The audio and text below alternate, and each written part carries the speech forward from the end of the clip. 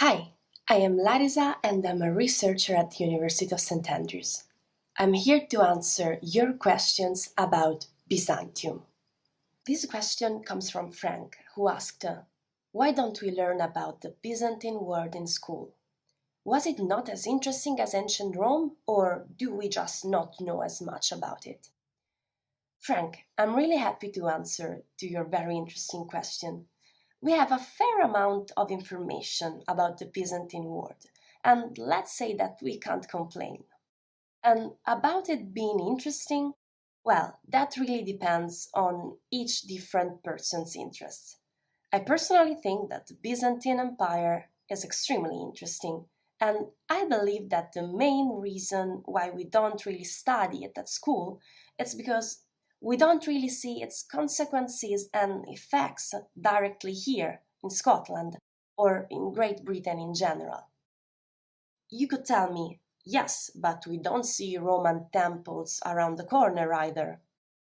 This is true, but although the vestiges of Roman presence here in Scotland are quite limited, it is sufficient to drive a few hours south to find in England impressive sites like the Hadrian's Wall or the Roman fort of Vindolanda, and there are, of course, many more.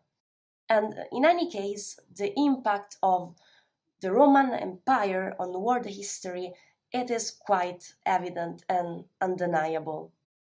That is not the case of the Byzantine Empire, which is felt quite distant from where we are, but the fact that a particular event, or in this case, an entire empire, took place far from us, doesn't necessarily mean that those civilizations or those events are less interesting.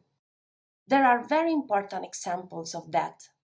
Think of great civilizations like, for instance, the Chinese one, which has a millenary and amazing story, but being very distant from our own historical developments, it cannot really be the core of our historical education at school.